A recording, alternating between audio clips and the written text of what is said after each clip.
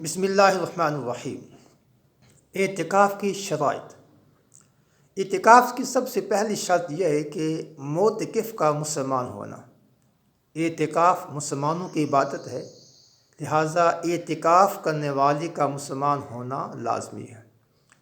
اعتکاف کی دوسری شرط یہ ہے کہ معتکف کا عاقل ہونا اور سمجھدار ہونا۔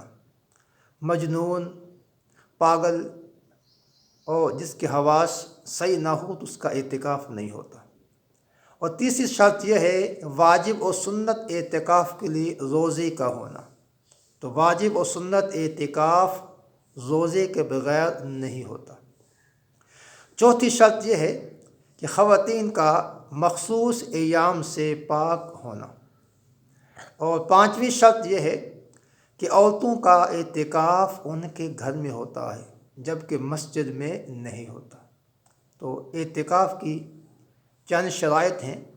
پہلی شرط معتکف کا مسلمان ہونا، اور دوسری شرط معتکف کا عاقل اور سمجھدار ہونا۔